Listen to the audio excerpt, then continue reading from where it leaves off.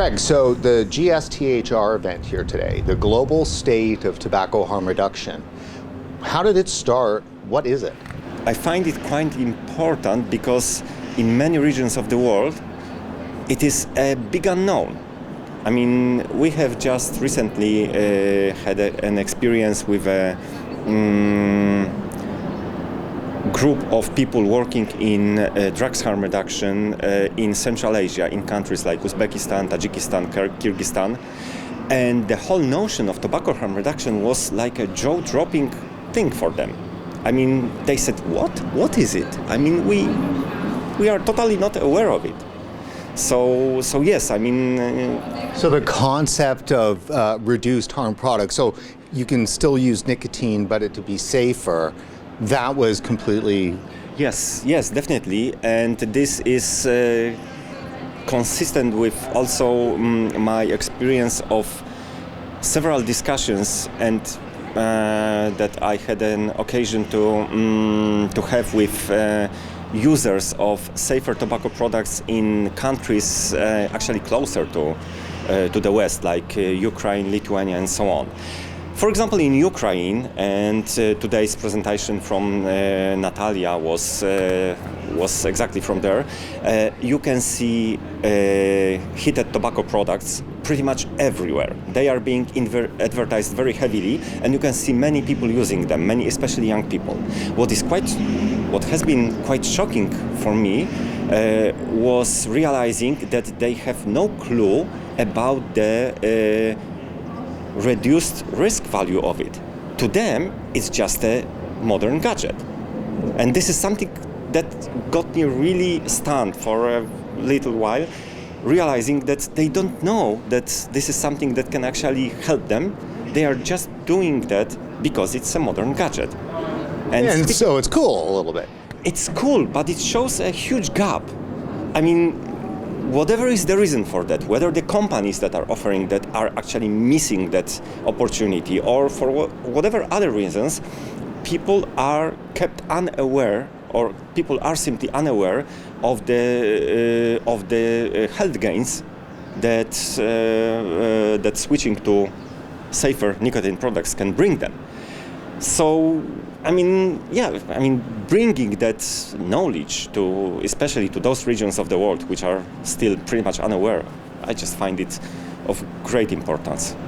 So why does it matter, using this example, that they become more aware of the THR aspects? Because if they're already using those products, does it really matter, or is it somehow much stronger for them to pair the two together?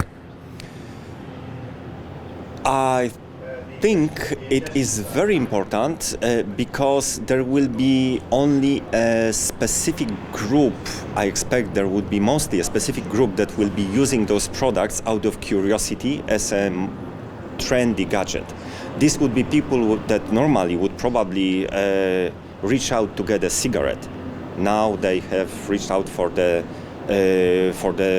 modern equivalent, as they perceive it, of the cigarette. But that leaves totally aside everybody else, all of those groups that are not following the modern technological trends, let's say. So probably parents of those people that are already using IQOS, they wouldn't give a damn about it, because why? It's just, like a mobile phone. I got my phone with buttons, and it's much better than the phone that the young generation is using with the screen. So yes, I mean, that would allow reaching out to those groups which are right now totally outside of the picture. So you're based in Poland, right? Yes. What's the environment like there in terms of smokers? Are there a lot of them, and have they made the switch in any kind of numbers to vaping? Well, there's been definitely a reduction in terms of the number of smokers. We recently, over the recent years, got a bit below, I think it was 26-28% a couple of years ago. Now it's been going down, but the question is whether even if it goes down to the levels that we can observe in other countries, like make it 20, 18, or maybe 16%. it's still a huge number of people. That's one thing. The other thing is that most probably that small percentage that keeps smoking are groups that we usually ignore, like people with mental health issues who self-medicate with nicotine, like people with, from other groups which are usually hard to reach with regular means of contact, I don't know, standard education or something similar. So what are the forces, who are the forces that are allied against vaping?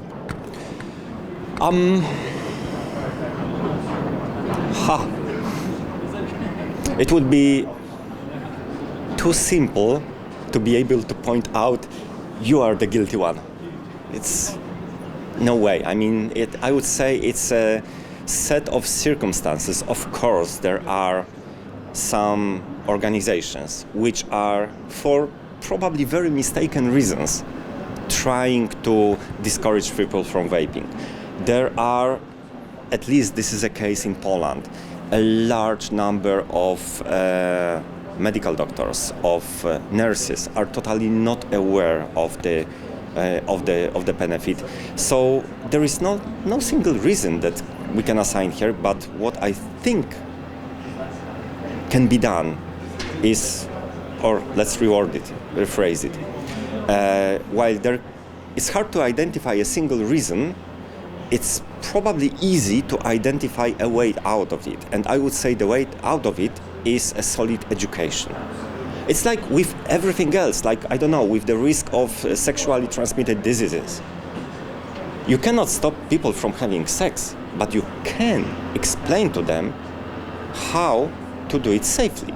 So the same here, I mean, education, reaching out to those people that are hard to reach with standard educational programs, I would say that might be the way to go. So we're coming up to COP9, the SCTC. Are you hopeful that anything's going to happen there? Yes, of course I'm hopeful, but whether I count on it? No.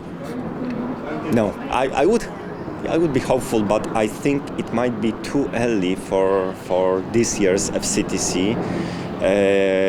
I don't expect this year's FCTC to actually introduce some major changes. At the same time, I think we are moving in such a direction and with such a momentum that there is no way to stop it. It's a matter of, as today was already said once or twice, not if, but when. It's unstoppable. Can big tobacco play a positive role in that? Of course. Of course they can, and one example is linked with what we have discussed earlier, which is the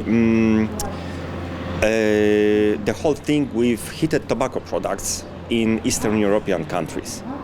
They could, for example, start highlighting the reduced risk value of those products.